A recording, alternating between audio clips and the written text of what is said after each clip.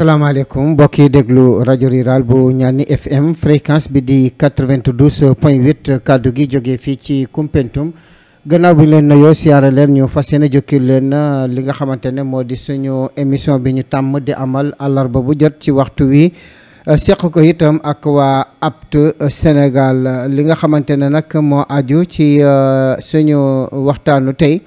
ñu ngi dalalaat ki nga xamante ne moom moo di Jean-Marie Edouard Biagui di agent de terrain bu APT Sénégal nekkee fii ci diwaanu Tambacounda ni ngi leen ko waxee rek li nga xamante ne moo di suñu émission tey nag dinañ ci daal di ñëw ak yéen ci présenté leen li nga xamante ne moo di thème bi waaye itam wax leen poñ yi nga xamante ne si la ñu fas yéene daal di waxtaan ak mbokku déglukat yi tey laatu loolu xam ngeen ne am na xew-xew bi nga xamante ne xewoon na fi ci lii di aljuma bi ñu weesu wala boog alxames guddik aljuma bi ñu weesu mu di rek ñaawteef yi nga xamante ne Samba Boy yi amaloon nañ ko fii ci Koumpentoum ba boomoon ci ki nga xamante ne moo di commandant brigade bu Koumpentoum ñu doon ko wax Tamsir Sané moom nag bi nga xamante ne boomoon nañ ko ci alxames jooju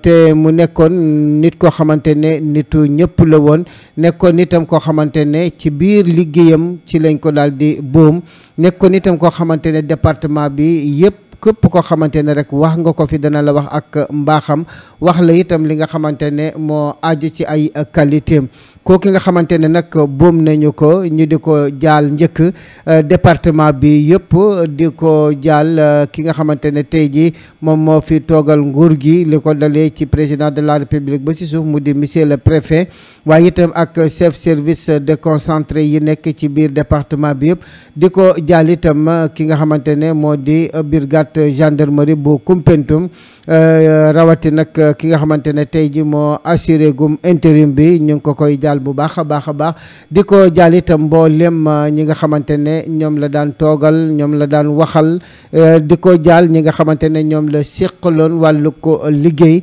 waaye itam ak kilifa diine yi nga xam ne ñoom la daan bokkal di julli si jàkk yeeg yu nu demee ba tax na kon ñu ngi koy jaal mbokk yeeg xarit yeeg am di jàmm yëpp tey ñaan li nga xamante ne amoon na fi yàlla na fi gëj waaye itam ñi nga xamante ne ñoom ñoo def ñaawteef yooyu yal na yàlla weer leen ba ñu teg leen loxo si biir loole nag dañuy daal di am benn minute boo xamante ne rek dañu koy daal di teewlu ngir rek fàttaliku jëmm joojee kon du ñu def rek lu mooy bàyyi ki nga xamante ne moo di Jean-Marie moom itam mu wax ci mbir moomu ñu daal di def nag une minute de silence boobee ngir rek fàttaliku jëmm jooje nga xamante ne moo doon commandant brigade gendarmerie bu Koumpentoum di Tamsir Sané.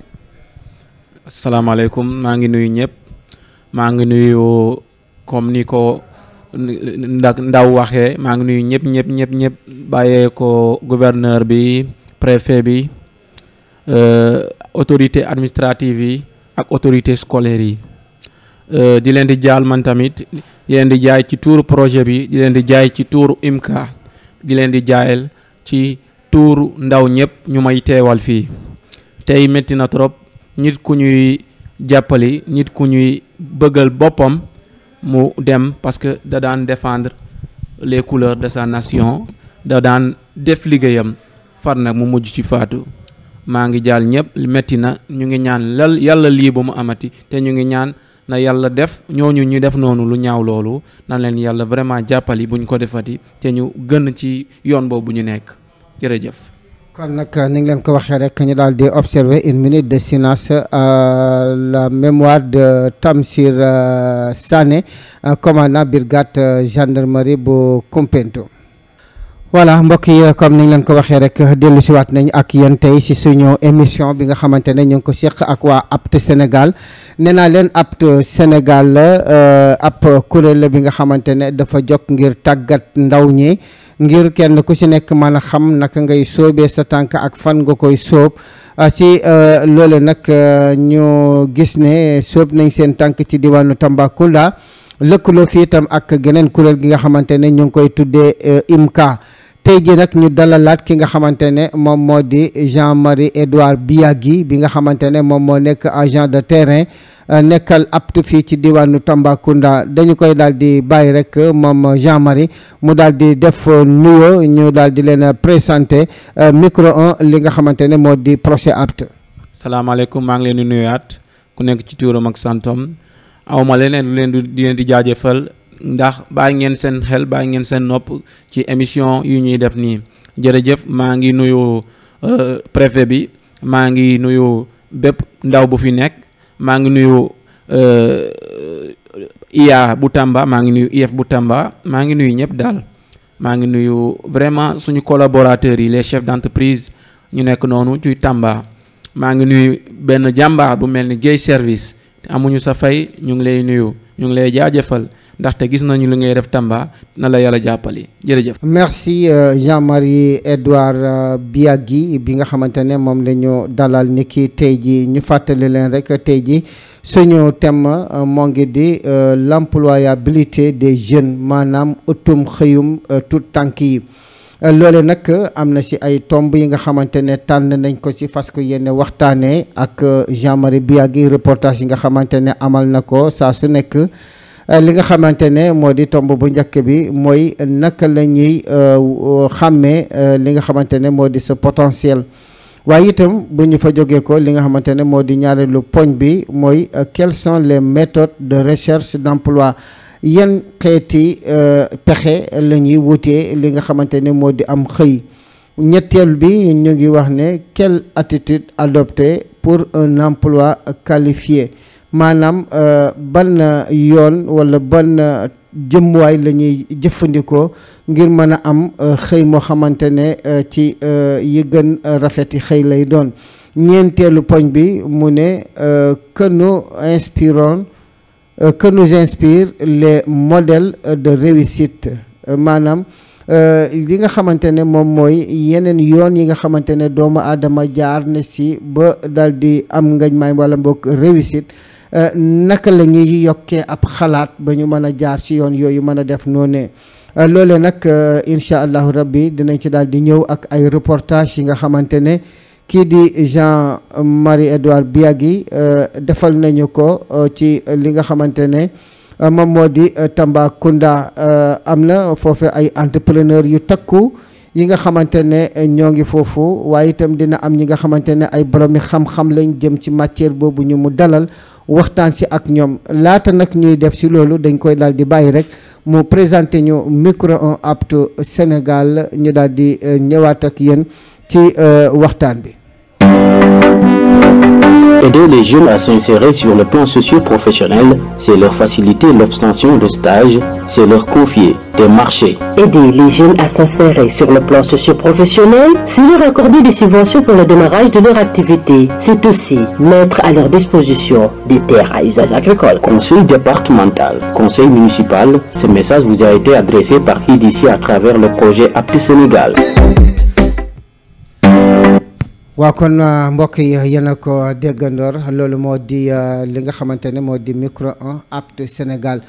Jean, comme ni ngi leen ko waxee rek tey jii ñu ngi la am mbégte dalalaat fii ci këru rajo rural bu Ñaani FM fréquence bi di 92.8 kaddu gi jógee fii ci Koumpentoum ci waxu bi ngeen ànd ak seen mbokk seen xarit Assane Ndaw di jaajëfal mbokku déglukat yi di leen wax ne itam nag li nga xamante ne ama moo di numéro bi nga xamante ne moo di calebasse de l'excellence bi dinañ leen ko jox 77 la 800 7 95 14 77 807 95 14 mooy calebasse aux lettres bi moom nag numéro WhatsApp la ku bëgg bind say say laaj ci WhatsApp mën nga ko bind yónnee ko ci numéro boobu ñu tuddee calebasse aux lettres mooy 77 807 95 14 wala nga wootee ci sama numéro directement 77 531 58 44 Jean asalaamaaleykum.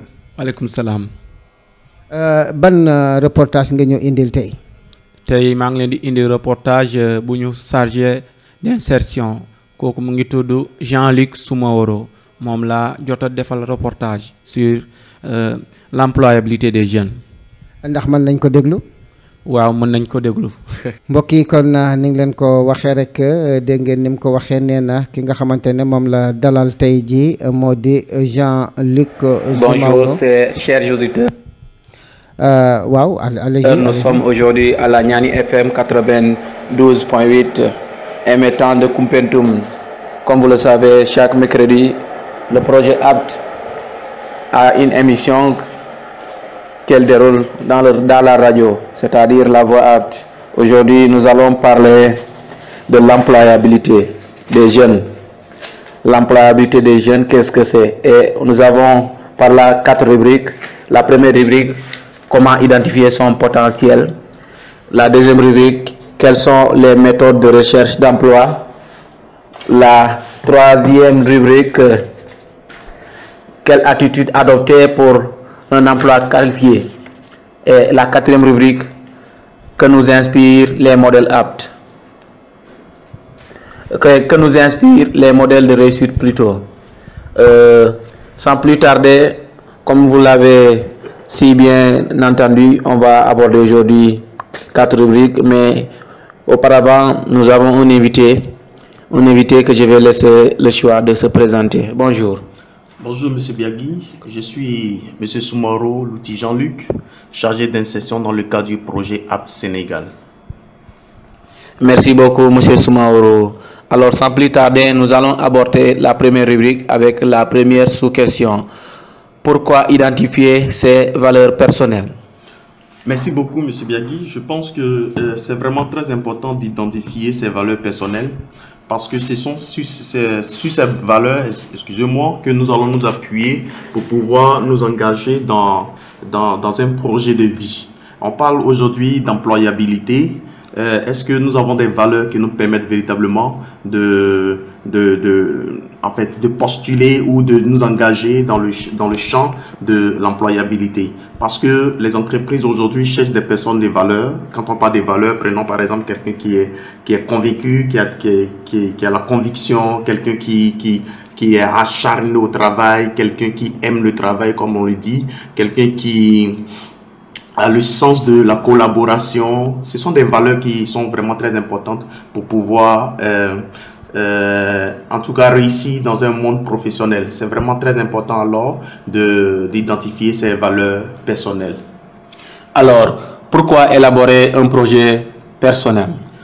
Oui, mais je pense également que toute vie est un projet, ou bien toute vie qui est appelée à réussir à atteindre des objectifs est tout à fait un projet. Il faut que les individus que nous sommes, ou bien l'apprenant, celui qui cherche un travail, fasse un projet de vie, un projet personnel pour voir quelles sont les étapes, où est-ce qu'il doit passer, quelles sont les stratégies qu'il doit développer pour pouvoir atteindre son objectif. C'est vraiment très important alors d'élaborer un projet personnel de vie. C'est important.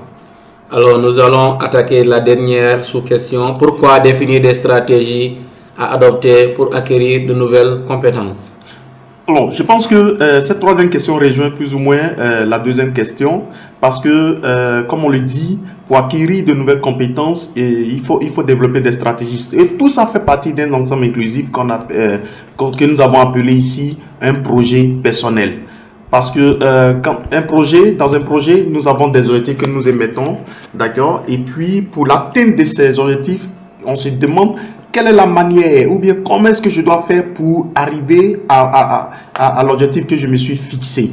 Alors, c'est vraiment très important de définir des stratégies pour développer d'autres compétences de vie parce que nous sommes dans un monde concurrentiel et on parle d'employabilité. C'est un milieu concurrentiel. Il faut avoir d'autres stratégies. Il faut développer des stratégies pour pouvoir acquérir de nouvelles compétences et réussir dans un monde professionnel, se donner beaucoup plus de chances pour atteindre ses objectifs et puis réussir dans le monde professionnel. Merci M. Soumaoro. Je vois que vous avez plus ou moins répertorié tous les axes qui nous permettent de nous identifier, tous les axes qui permettent à quelqu'un qui aimerait chercher du travail ou bien qui aimerait créer son emploi de s'identifier. Et voilà, comme il a si bien dit, nous sommes aujourd'hui à la radio Niani FM et nous allons continuer avec d'autres questions qui vont suivre. Mais au préalable, je tiens à vous rappeler que la calebasse aux lettres est toujours ouverte. Alors, le numéro est le suivant, 77 807 95 14. Merci beaucoup. Voilà kooku ngeen di déglu nag moom moo di Jean-Marie Edouard Biagui ak ki nga xamante ne moom la dalaloon na mu di monsieur Soumaoro Louti Jean-Luc nekk chargé d'insertion bu projet APT Sénégal fii ci diwaanu Tambacounda.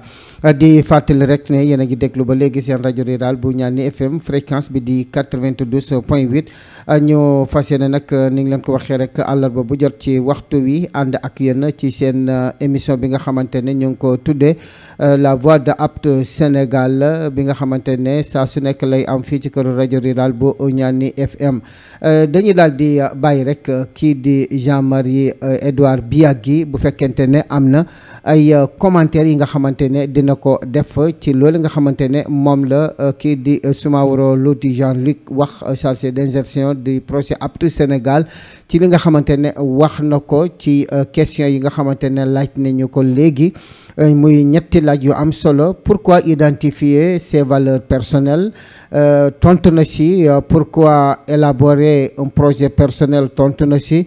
Pourquoi définir des stratégies à adopter pour acquérir de nouvelles compétences. Yooyu yëpp mu di ay laaj yu am solo yi nga xamante ne kii di monsieur Soumaoro Louti Jean-Luc di chargé d'insertion projet APT Sénégal tontu si lan nga ñu si yokkal. lu mu leen ci yokkal mooy lu yem soo gisee ñu ne la pourquoi identifier ses valeurs personnelles nit ku ne dañuy naan il faut pas nga xam sa bopp nga mën a xam fu ngay jëm.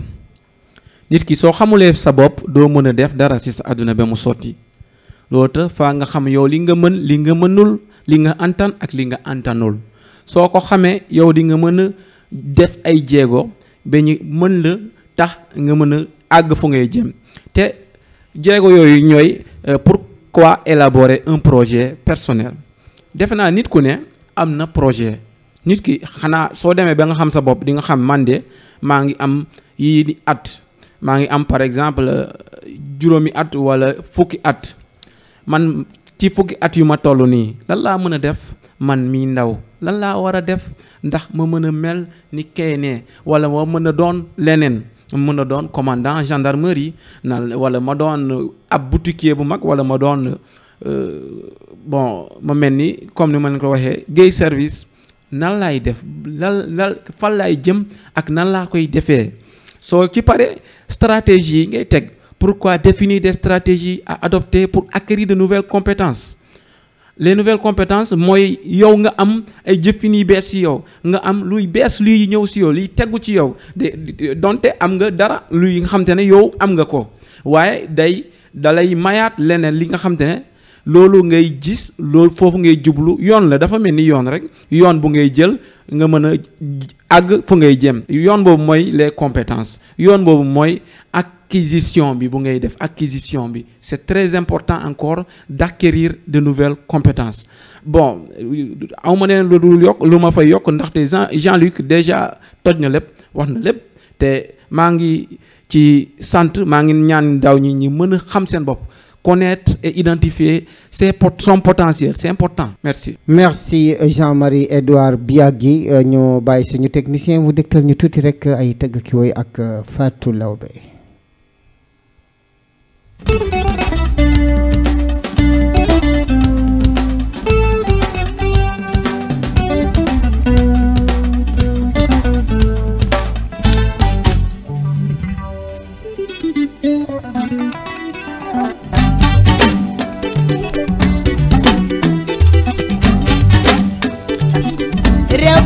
ñépp la laante biiro xolo bi amul sax réew mi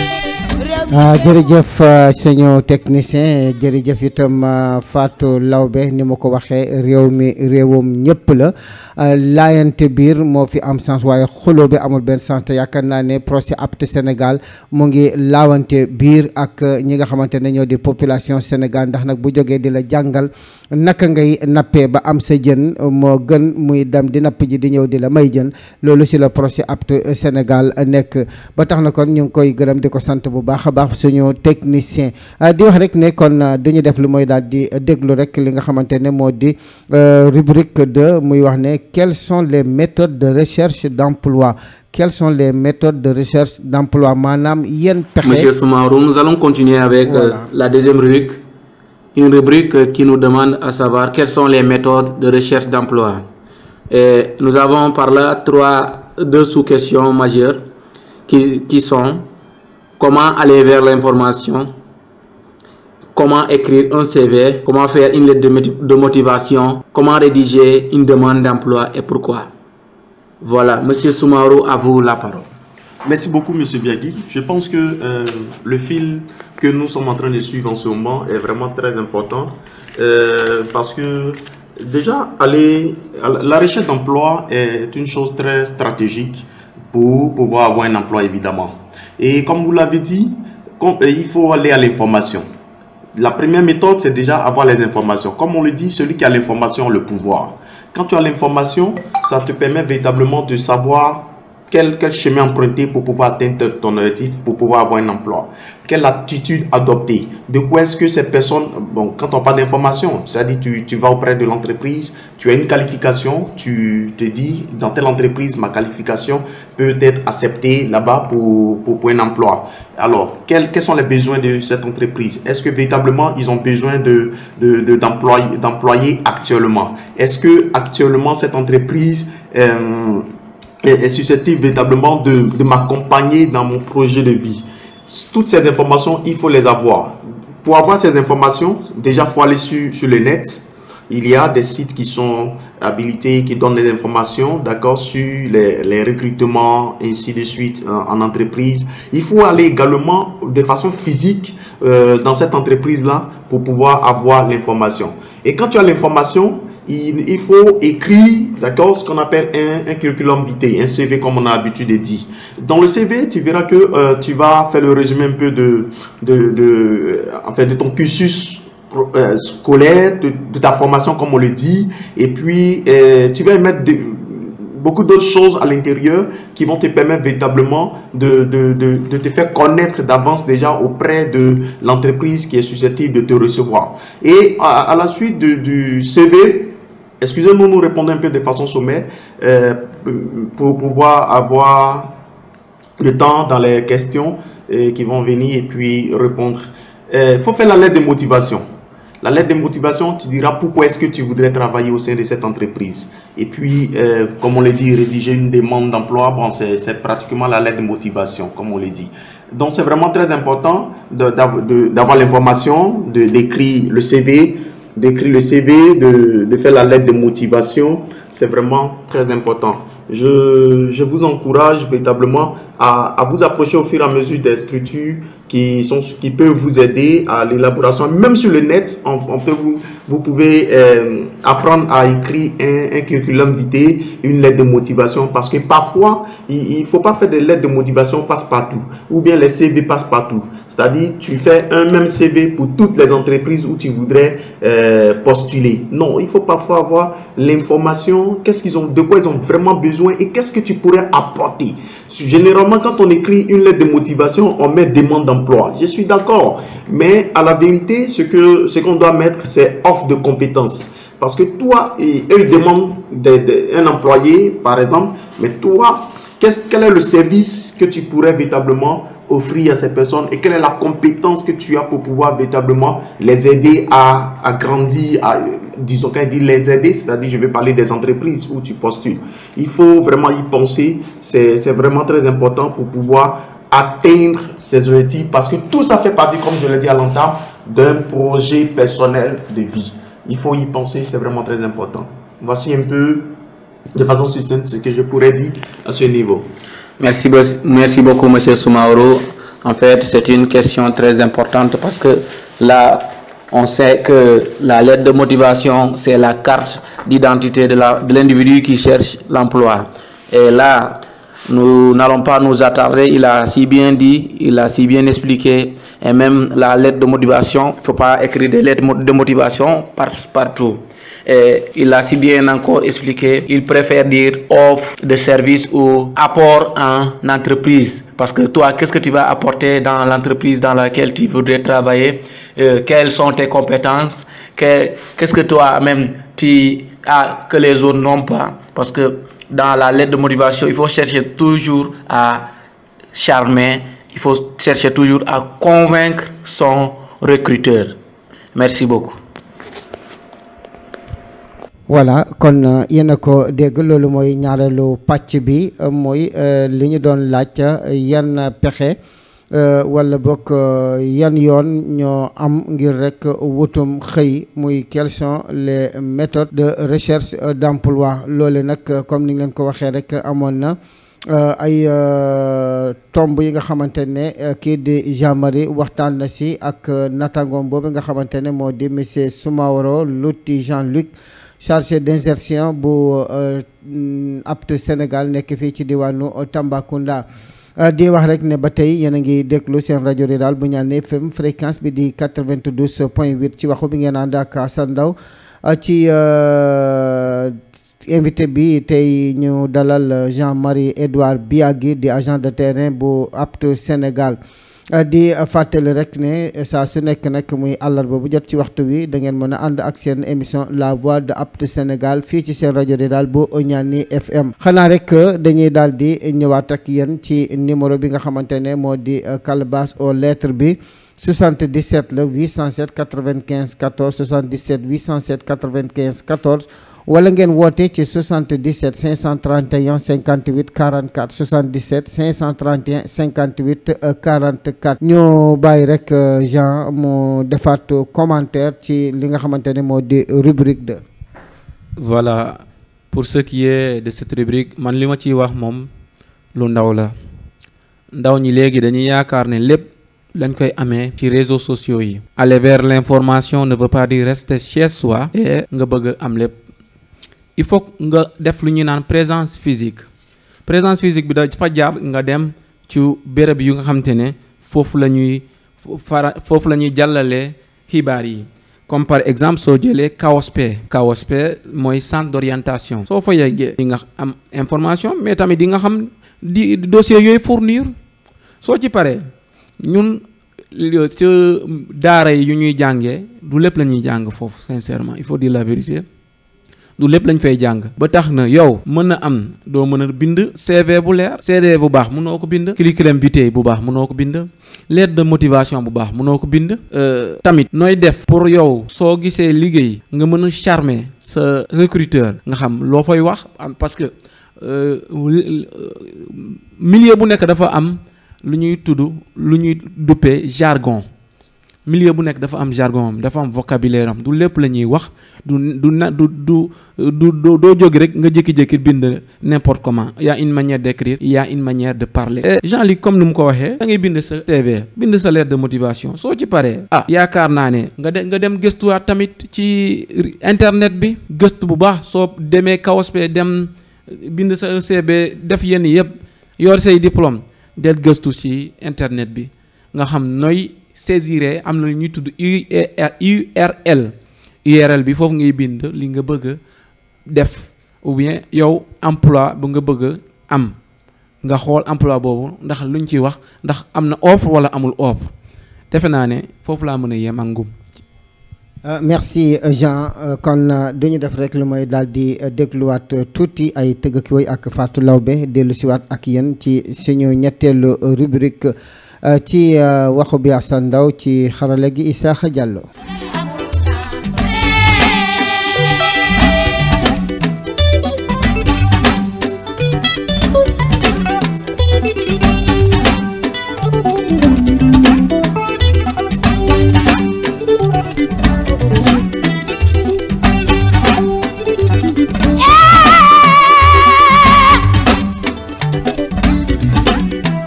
Solidarité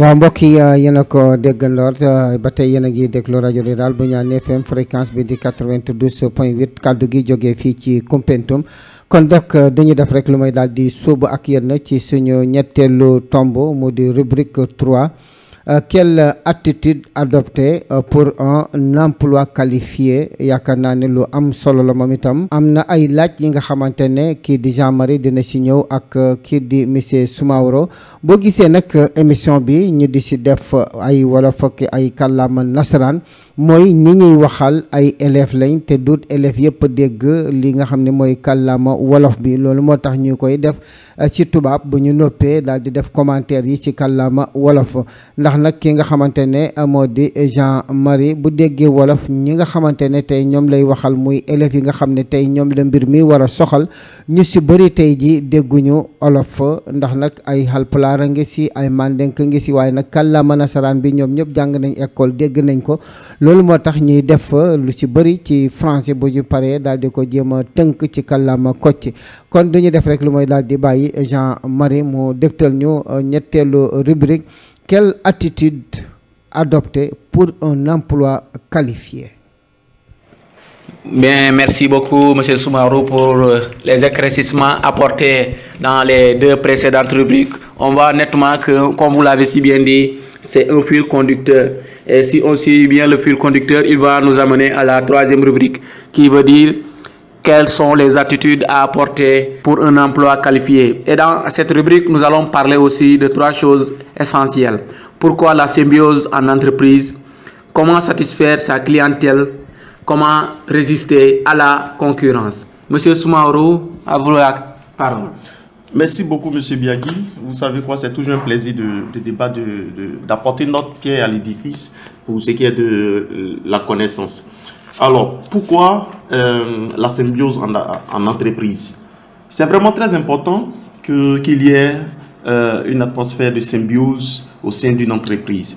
Parce que, comme on le dit, la finalité de toute entreprise, c'est la pérennité, c'est-à-dire durer dans le temps. Et il y a des facteurs qui rentrent en ligne de compte. Il faut déjà la symbiose. Il faut que, au sein de l'entreprise, qu'il y ait une bonne collaboration, une très bonne communication entre les acteurs de cette entreprise, je veux dire les employeurs et les employés. C'est vraiment très important. Ça permet véritablement à l'entreprise d'atteindre ses objectifs, parce que toute entreprise a des objectifs qu'elle se fixe afin de définir les actions à mener. Et toutes ces actions doivent être menées de façon harmonieuse. Mais comment mener des actions harmonieuses dans un environnement qui est pollué de haine, de jalousie, de mésentente? C'est pas possible. Alors, l'harmonie repose sur la symbiose au sein de l'entreprise. Tout employeur et tout employé doit comprendre. Moi, je m'adresse particulièrement aux employés, aux futurs employés ici. Vous devez comprendre que lorsque vous allez en entreprise, il y a des attitudes et comportements que vous devez développer pour que la paix sociale, l'harmonie au sein de cette entreprise demeure. Il ne faudrait pas que, de par votre présence, l'entreprise ait des problèmes. On nous demande également de savoir comment satisfaire sa clientèle et pourquoi. Oui. Comme on le dit, l'adage dit que le client est roi.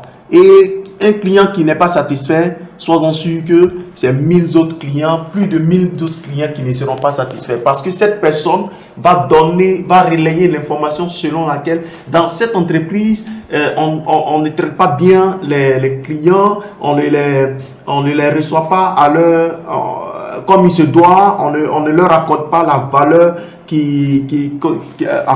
ces clients méritent. C'est vraiment très important, parce que si nous arrivons à satisfaire nos clients, il va sans dire que l'entreprise va grandir, va continuer de fonctionner. Parce que une entreprise commerciale qui n'a pas de clients, tu vends à qui? C'est pas possible, puisque ton fonctionnement repose sur la vente. S'il n'y a pas de clients, ou bien tes clients ne sont pas satisfaits, c'est pas évident. Maintenant, la satisfaction d'un client, il faut comprendre que le client a besoin d'abord qu'il soit considéré comme un être humain qu'on lui accorde la valeur, ou bien qu'on lui accorde son importance. Tout client, tout être humain veut se sentir important. Il faut déjà l'accueillir. L'accueil est une bonne chose, est une chose très importante. Il faut également tenir compte des moments de litige qu'il peut y avoir entre le client et l'entreprise. Il faut gérer la situation de sorte à ce que le client soit vraiment sorte de ce litige-là avec une bonne impression de vous. C'est vraiment très important. Satisfaire son client, c'est lui vendre ou bien lui offrir un service de qualité. Un service qui pourrait l'amener à satisfaire véritablement son besoin. C'est vraiment très important. Il faut y penser lorsqu'on crée une entreprise ou même lorsqu'on est employé dans une entreprise. C'est pas parce que c'est pas ton entreprise que tu vas faire ce que tu veux. Ton emploi dépend également de ça. Il faut bien traiter les clients. Comment résister à la clientèle? À la concurrence, excusez-moi. La concurrence, souvent en Afrique, on a l'impression que les gens ont peur de la concurrence.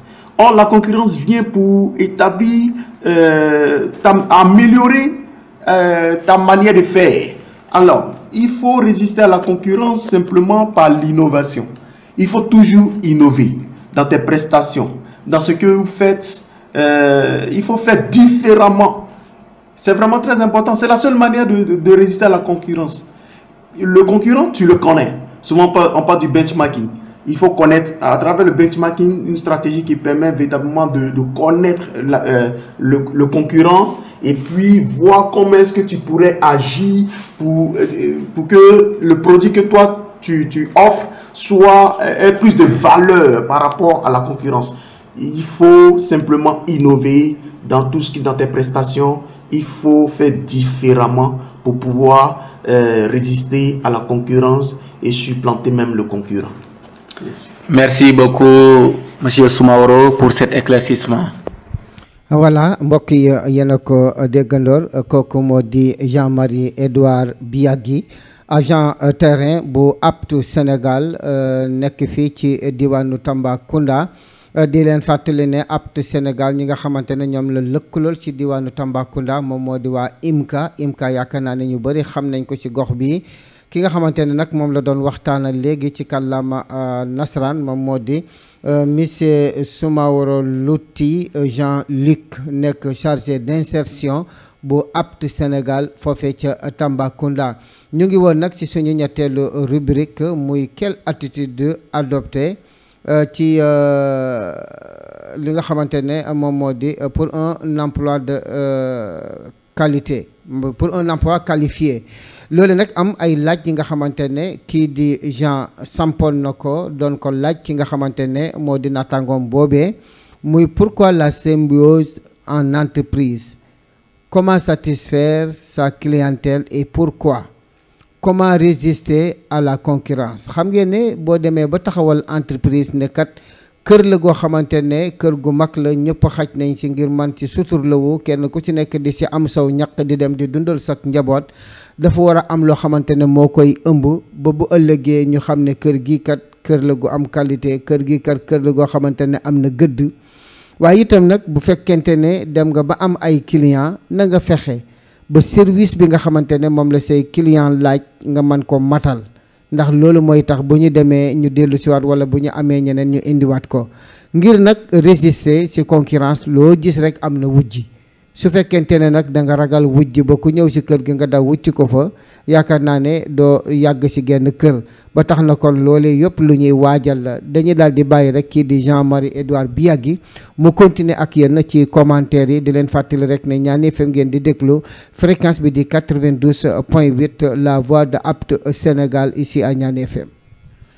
maa ngi lay nuyu encore Assane maa ngi lay sant parce que laajte bu nga ma laaj nii dafa am importance ban melil ngay mel ci si sa béréb bu liggéeykaay.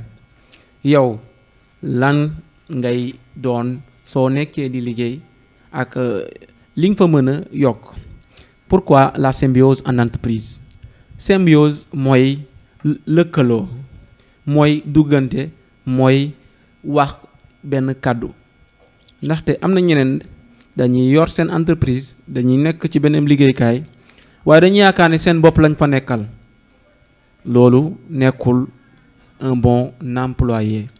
Un employé soo bëggee un emploi décent ou bien un emploi qualifié ci bërëb bu ngay liggéey waxal ak ñoom benn kàddu bokk leen lu ngeen di def bokk leen tamit seen gis-gis yi na doon benn soo suñ ci jógee ñi dem comment satisfaire la clientèle loolu moo ci ëpp solo ndaxte xam ngeen ni boutique yi wala entreprise yi bëri nañ fi waaye neew ñu benn client nit ki dina bàyyi mën naa ne boutique wala restaurant wala mu bàyyi tamit benn banque mu ñëw sa banque yow amuloo looy def lu dul di ko gàttandu wala di ko wax ay wax yu ñaaw wala même fu muy toogee sax amu ko déedéet soo bëggee satisfaire sa clientèle da ngay xam nooy waxee ak ñoom da ngay xam tamit nooy def nga dugalante ak ñoom da ngay xam tamit nan ngay def pour client bi mën a de ne man de dem naa place diw waaye place boobu amul morom de bëgg naa ñeneen ñu ñëw foofu ñu dem foofu noonu lay def ba sa tour bi di law ba ñëpp xamee la suñ ci jógee comment résister à la concurrence là amul leneen lu ma delloo leen ci woy Youssou Ndour bi bu mu ne noonu nit ku ne day am salañ-salañ day am da ngay am sa salañ-salañ mooy say jëfin ndaxte di nga gis ñëppay jaay jimbo par exemple mais yow sa jimbo bi nan ngay def pour mu jar noonu moo ci ëpp solo te pour résister à la concurrence on a besoin comme monsieur Louti nu mu ko waxee on a besoin d'apporter de la nouveauté neewul dañuy yem si lu ñuy gis noonu saa su ne mais da ngay apporter de la nouveauté apporter une nouvelle touche à l'éducation loolu dafa am importance te nit ki soo bëggee résister à la concurrence noonu nga war a def te tamit concurrence dafa di lu baax ndaxte soo nekkee ci benn entreprise wala ngeen di nekk ci benn marché amulee concurrence marché bi daal dafa doon marché bu amul solo parce que il faut concurrence mu am il faut xëccoo mu am il faut jaayante dóorante ay mbagg mu am ndax ngeen mën a avancer c'est ça qu'on appelle la bonne entreprise merci. voilà kon dañu def rek lu mooy daal di bàyyiwaat suñu technicien mu dégtalaat ñu rek suñu micro 6 laata ñu jàll ci rubrique 4. Aider les jeunes à s'insérer sur le plan socio-professionnel, c'est leur faciliter l'obtention de stages, c'est leur confier des marchés. Aider les jeunes à s'insérer sur le plan socio-professionnel, c'est leur accorder des subventions pour le démarrage de leur activité. C'est aussi mettre à leur disposition des terres à usage agricole. Conseil départemental, conseil municipal, ce message vous a été adressé par IDC à travers le projet Apte Sénégal. voilà kon yéen ko déggandoo la voix de Apte Sénégal jamono yéen nag yéen a ngi déglu ba léegi rek seen rajo rural bu Ñaan FM fréquence bi di 92.8 ci waxu bi Assane Ndaw suñu invité di Jean-Marie Edouard Biagui ak ki nga xamante ne moo di Soumaworo Louti Jean-Luc chargé d'insertion projet Apte Sénégal ni ngi leen ko waxee rek nag saa su nekk muy àllarba bu jot ci waxtu wi ngeen baal ñu da ngeen mën a am seen émission boobu di la voix de Apte Sénégal du ñu def rek lu may laata ñuy ñëw ak yéen ci suñu rubrique 4 bàyyiwaat suñu technicien mu dégtalaat ñu tuuti ay tëgg ki woy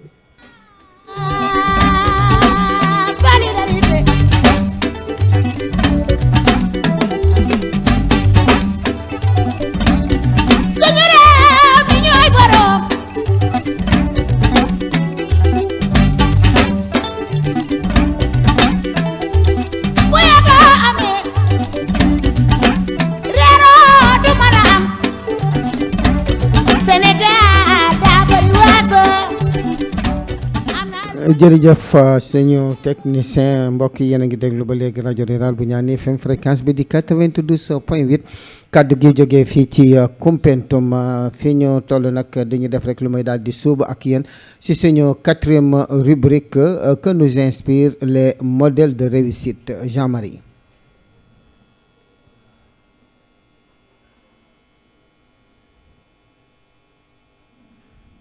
Merci beaucoup, Monsieur Soumaoro. Vraiment, c'est vraiment une passion de t'entendre. C'est vraiment une joie.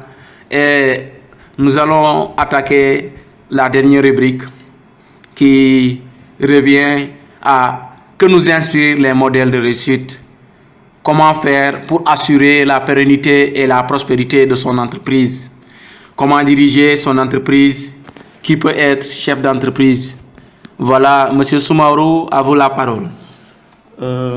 Alors, moi-même, je suis également toujours heureux de communiquer ou de converser avec vous au sujet des thématiques, comme on le dit, qui intéressent le commun du mortel. Alors,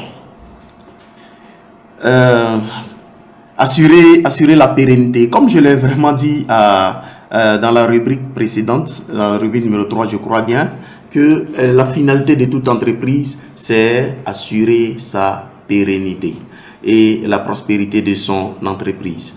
Alors, pour assurer sa pérennité, tout dépend véritablement du domaine dans lequel nous sommes. Bon, de toutes les manières, quel que soit le domaine, nous sommes appelés à travailler de sorte à ce que notre entreprise dure dans le temps. Et pour que l'entreprise dure dans le temps, il faut déjà tenir compte de notre fonctionnement interne. Est-ce que les employés au sein de mon entreprise, ça je m'adresse aux employeurs, au sein de mon entreprise sont des employés motivés, des employés qui sont satisfaits, des employés qui connaissent leur travail, des employés qui véritablement mènent tout et ont compris la philosophie même de l'entreprise? Est-ce que ce sont des employés qui agissent également pour que l'entreprise puisse durer? Est-ce qu'ils trouvent leur intérêt véritablement à travailler au sein de cette entreprise? Ça, c'est un aspect très important parce que ce sont les hommes qui animent ces entreprises. Quand vous recrutez des personnes et qu'à l'intérieur de cette entreprise, ces employés, ces personnes qui font fonctionner l'entreprise ne sont pas véritablement à l'aise au sein de l'entreprise, il va sans dire qu'ils ne vont pas donner le meilleur d'eux-mêmes. Il faut déjà tenir compte de ça. Il y a également l'aspect gestion financière. Il faut bien gérer les finances, d'accord? Une comptabilité rigoureuse au sein de cette entreprise-là va véritablement permettre à l'entreprise de continuer de satisfaire ses besoins ou de s'approvisionner comme il se doit. Pour une entreprise qui est en rapport avec une clientèle, il faut tenir compte de la clientèle. Tout est lié. Une clientèle qui n'est pas véritablement satisfaite, il va sans dire que cette clientèle, vous allez la perdre. Vous allez perdre cette clientèle et vous ne pourrez pas continuer de fonctionner tant qu'il n'y a pas de clients. Il faut tenir également compte du poids de la concurrence. Les concurrents qui sont là, ici, le concurrent réussit. Ils réussissent, d'accord, à te supplanter et à influencer véritablement tes actions opérationnelles. Il va sans dire qu'ils vont agir de sorte que tu ne pourras pas véritablement t'en sortir si tu ne développes pas d'autres stratégies pour pouvoir y arriver. C'est vraiment très important de veiller à la pérennité de l'entreprise et la prospérité donc de l'entreprise. Comment diriger son entreprise? Alors, si on a bien compris ce qui vient d'être dit, comment diriger son entreprise aussi, c'est une chose réelle, une chose importante. Diriger son entreprise, c'est-à-dire qu'il faut savoir prendre les bonnes décisions au bon moment pour que l'entreprise puisse véritablement continuer, pour que les actions puissent continuer. Il faut tenir compte il faut associer, d'accord, les employés dans le fonctionnement même de l'entreprise. C'est vraiment très important. Il faut que le chef d'entreprise tienne également compte de tout ce que nous avons cité auparavant, de la clientèle, de la satisfaction de la clientèle, de la satisfaction du personnel, de faire du benchmarking pour que la concurrence ne nous supplante pas et ne nous détruise pas. C'est vraiment très important, tenir compte de tous ces aspects stratégiques pour pouvoir prendre des décisions qui sont adaptées et adaptables, d'accord, à un moment donné dans le fonctionnement de l'entreprise. Alors, on se demande aussi qui peut être chef d'entreprise. À la vérité, c'est une question fondamentale parce que nous créons souvent des entreprises sans qu'on ait véritablement la mentalité des chefs d'entreprise. Un chef d'entreprise, c'est déjà quelqu'un qui n'a pas peur du risque. Quelqu'un qui n'a pas peur du risque, de prendre des risques, peut être un bon chef d'entreprise. Quelqu'un qui sait accorder à l'homme la valeur humaine et qui ne met pas le matériel avant l'être humain, peut être un bon chef d'entreprise. Quelqu'un également qui ne lésine pas sur les moyens pour pouvoir financer ce qui est nécessaire au fonctionnement de son entreprise est un chef d'entreprise qui certainement pourrait réussir et qui va avancer dans le fonctionnement de l'entreprise. Un chef d'entreprise, c'est celui qui est capable de prendre des décisions courageuses pour que l'entreprise ne meure pas. Alors, vous voyez, par rapport à tout ça, je voudrais vous dire qu'il y a ici à Tambacounda même des chefs d'entreprise qui véritablement mènent des activités qui aident la société, qui aident véritablement toute la communauté de Tambacounda. Prenons par exemple Gay Service, qui est une entreprise vraiment de service, comme on le dit d'ailleurs, comme le nom l'indique, et qui travaille d'arrache-pied dans plusieurs domaines stratégiques pour que les êtres humains, les besoins des hommes dans cette contrée de Tambacounda, pour ne parler que de Tambacounda, les besoins soient satisfaits au fur et à mesure. Monsieur Gueye est un homme, est un chef d'entreprise vraiment chevronné, un chef d'entreprise qui travaille et qui n'a pas peur d'investir, qui n'a pas peur de prendre des risques. Nous voulons vraiment lui dire merci pour tout ce qu'il fait pour la communauté de Tambacounda, et surtout pour son apport à l'action même du projet Apt Sénégal, parce que accepter de prendre des stagiaires issus de ce projet, c'est vraiment aider également le projet à réussir, le projet à atteindre ses objectifs. Nous voulons lui dire merci. À côté de lui, nous avons également d'autres personnes, M. Modou Gueye Mansour, qui lui également est un homme, est un architecte même de l'entrepreneuriat, comme on le dit, pour ainsi dire. Un entrepreneur qui s'investit dans le bâtiment et qui travaille, qui veille à ce que nous puissions dormir dans des bâtiments de valeur, des bâtiments qui peuvent véritablement nous mettre à l'abri de toutes sortes de catastrophes. Nous voulons vraiment lui dire merci et de continuer comme ça. Et avec lui également, le projet A pourra atteindre ses objectifs. Nous avons également, pour ne citer que 3 personnes, la dernière personne parmi les 3, donc c'est M. Olivier Bassen, qui est un chef d'entreprise qui excelle dans le milieu de l'ouvrage métallique. Nous voulons vraiment lui dire merci. Et ce sont des hommes qui ont compris que la seule manière pour le Sénégal de s'en sortir, c'est d'investir, c'est se lancer dans l'entrepreneuriat. Pour l'Afrique de s'en sortir, c'est se lancer dans l'entrepreneuriat, c'est se lancer dans la création d'entreprises et une gestion saine et stratégique même des entreprises. Merci, et je pense que à toutes ces personnes, il y a bien d'autres également qui sont des chefs d'entreprise. À toutes ces personnes, nous voulons vraiment dire merci et de penser véritablement à recruter tant que faire se peut des jeunes gens, pour que ces jeunes-là puissent également apprendre auprès d'eux, et ainsi ils auront à former des personnes, des entrepreneurs dans toute la contrée de Tambacounda, du Sénégal, j'allais dire également, et même de l'Afrique. Merci beaucoup pour cette opportunité que vous m'avez donnée de pouvoir m'exprimer sur votre antenne de cette thématique qui est l'employabilité des jeunes. C'est une thématique très importante et nous voulons dire aux jeunes de vraiment se préparer, se donner toutes les chances, les compétences nécessaires pour pouvoir être concurrentiel sur le marché de l'emploi.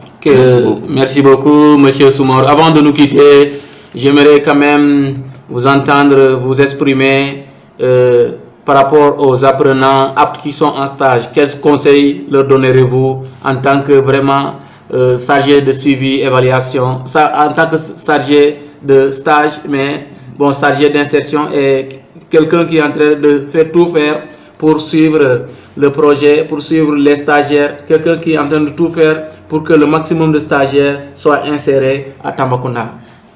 Merci beaucoup. Je vois que tu as beaucoup buté sur mon titre, mais bon, donc comme on le dit, tout simplement, pour faire tout court, le projet Apt Sénégal mène des activités au sein de ces CFP pour que les entreprises puissent avoir des employés de qualité. Ça, c'est d'abord un.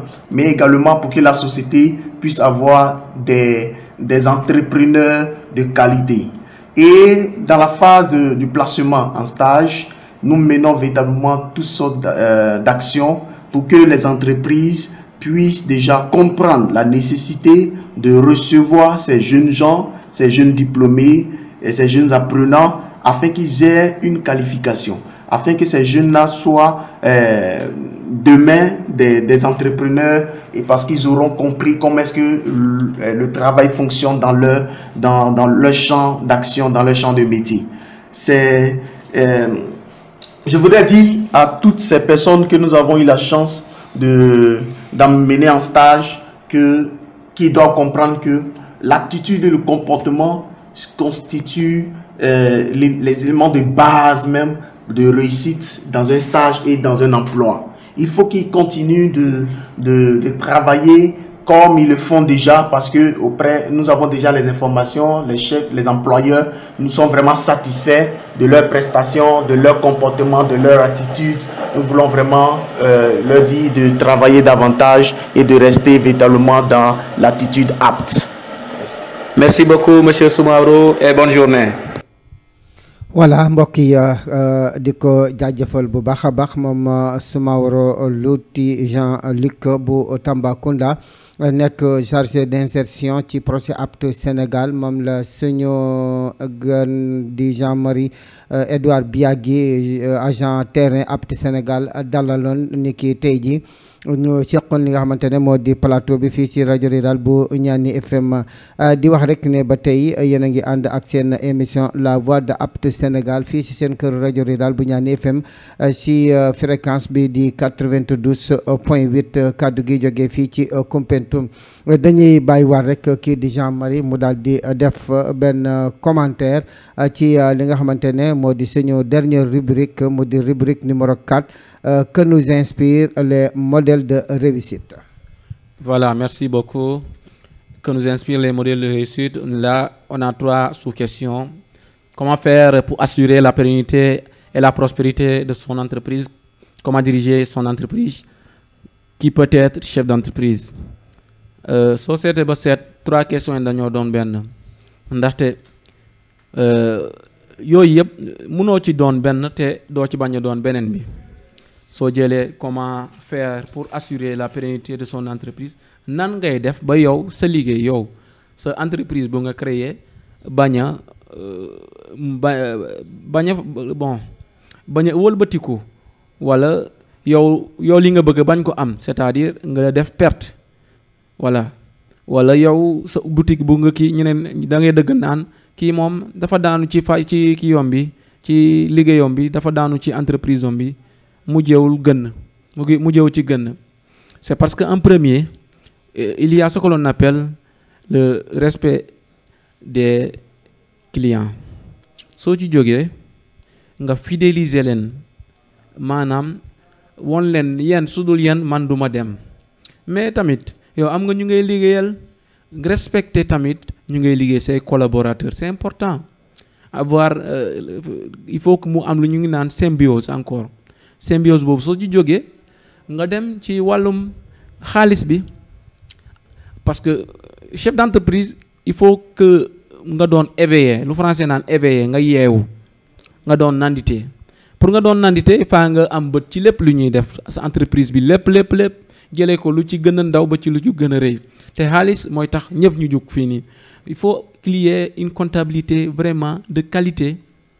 Après comptabilité de qualité bi soo jógee comment diriger son entreprise, loolu dafa yomb parce que chef d'entreprise nekkul yow yaay chef bi yow yaay jiite lépp. Tu proposes parfois ti di man de nii naa bëggoon ñi def, est-ce que yéen gënal na leen gars yi ñu ne la waaw wala déedéet ngeen la nii la ñuy nii ak nii. Il ne faut pas être dictateur.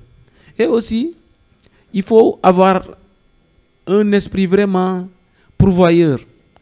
Da ngay xalaat lu nga xam te ne kenn xalaatu ko. Un esprit vraiment fervent, un esprit clair, éclairé. Loolu mooy un bon chef d'entreprise. et qui peut être chef d'entreprise maa ngi laal sax dernière poñ bi qui peut être chef d'entreprise man nee naa j'ai l'habitude de dire que ñëpp mën nañ doon chef d'entreprise mais avec la manière parce que pour être entreprise dafa mel ni son chef l'entreprise est comme son chef nit ki ni nga mel sa béréb liggéeyukaay noonu lay mel nit ki ni nga mel sa kër noonu lay mel sincèrement kon nit ki mënoo mel neneen sa nga bëgg sa entreprise mel noonu yow jubuloo nga bëgg sa entreprise jub yow nekkuloo nit ku baax et puis dañu ne il faut pas regarder sur le profit ñëpp dañuy xool lu bëri ci xaalis bi dañuy xool ci bénéfice bi mais njëkkal xool lu nga xam te ne loolu la ñuy naan lu nite nit ki da ngay njëkk a nite soo nitee defe naa ne xaalis bi dina ñëwal boppam bul xool sur le profit te tamit le chef d'entreprise warul nekk ku nga xam te ne dafay doon nit ku nay chef d'entreprise du nay da nga bëgg a am million yow 100 000 francs mënoo ko génnee sa poche nga bëgg a am million kañ nga koy am donc loolu yëpp dafa bokk ci luy naan la les qualités de chef d'entreprise mu doon nit ku nga xam te ne du ragal jël décision avant tout la première et la dernière décision lui reviennent xam nga donc loolu yëpp dafa war a ressortir ci les qualités du chef d'entreprise dafa war a doon nit ku nga xam te ne bon on a l'habitude de nit ku sadique doo ragal dara te doon nit ku nite nit ku am yërmande ci keneen ki nit tamit ku mën a déglu ñeneen ñi soo ko defee sa entreprise du mës a am fayit soo ko defee tamit kenn du la mës a yàpp te tamit nga am ay services yu nga xam te ne dañuy satisfaire la clientèle nekkul man portable dafa xew moom rek laay jaay déedéet da ngay xool lu nit ñi bëgg nga defal leen ko ndaxte newoo ci entreprise bi pour sa bopp soo fa newoon pour sa bopp donc da nga waroon toog sa kër soo toogee sa kër peut-être yow sa bopp nga fa nekkal mais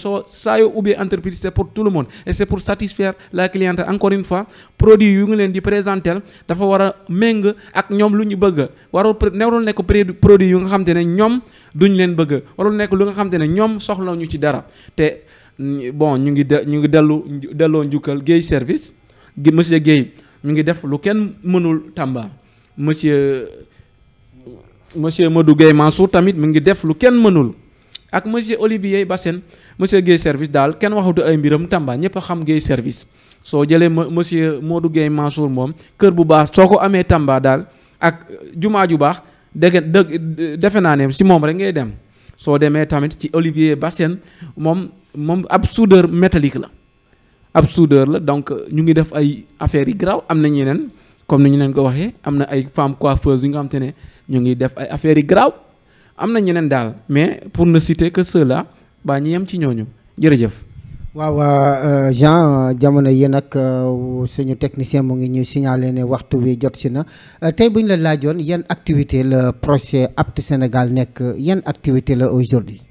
activité yu projet APT nekkal mooy Kanclé APT Sénégal ñu ngi koy amee à Mboro mu ngi ci région bu Thiès voilà 10 jours la woon déjà ils sont en cours ñu ngi ci depuis le 27 juillet bi passé ba le 5 dañuy pare te suñ ci paree activité yu projet bi nekk di def instant bi sincèrement mooy les émissions rajo émissions yi ñuy def ni ci rajo communautaire yi ak placement en stage bi placement en stage mooy lu ñu gën a soxal instant bi ndaxte soo gisee dafa am ay jafe-jafe sax nit ñi comprendre ñu ni xale yi dañ leen war a mën a gunge depuis seen première année ñoom dañu yaakaar ne xale yi dañuy def stage depuis dès la troisième année bu ñuy gën ci seen école yi donc jafe-jafe yooyu la ñuy jànkonte pour ñu am ay entreprise d'accueil dafa xaw a métti instant bi Tamba parce que il y a pas aussi beaucoup d'entreprises qui pourraient accueillir le maximum de stagiaires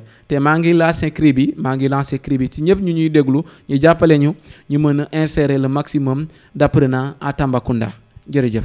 tey bu ma la laajoon APT Sénégal su ma ñëwoon tey Tamba di ko wër fan laa ko war a mën a fekk ji. APT Sénégal tey soo ko waree fekk ji Tamba nekkul feneen fudul IA inspection d'académie bu Tamba ñu ngi ci suuf. au rez-de-chaussée soo ñëwee foofu soo duggee ci bunt bu mag bi à ta droite voilà ñu ngi foofu soo ñëwee di nga gis déjà ci bunt bi bind am na ay affiches yu ñu fa def yu APT Sénégal soo ñëwee déjà même su nekkee munoo jànguloo waaye soo xoolee APT rek soo xoolee image yi rek di nga xam ne fii APT la te tamit voilà ñu ngi foofu te am na fa vigile am na fa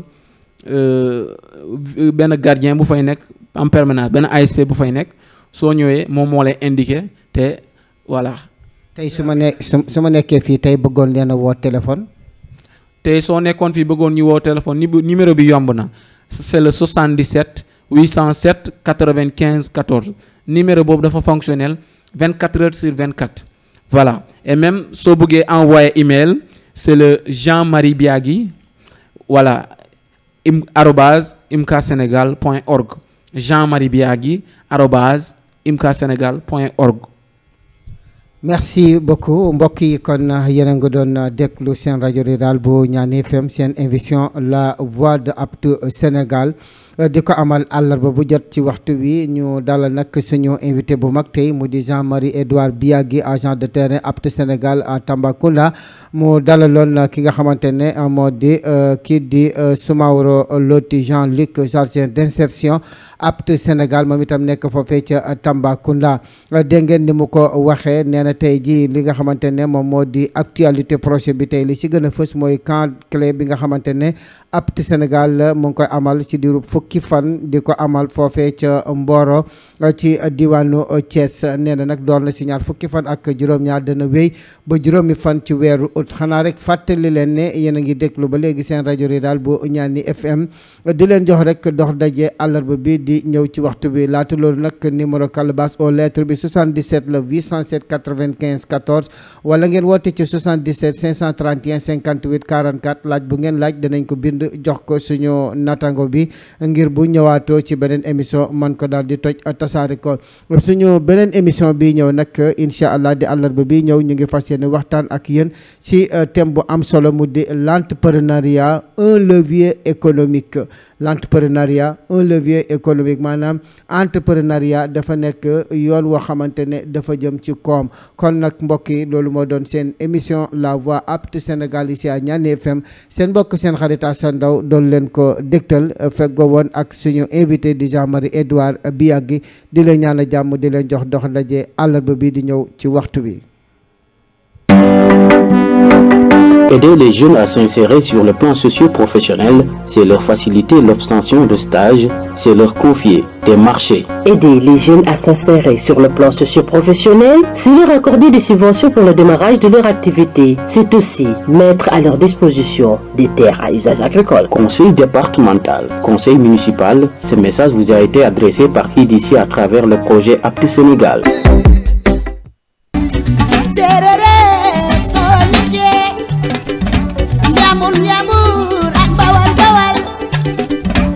Buñu waxtaane ba jubóo buñu fowe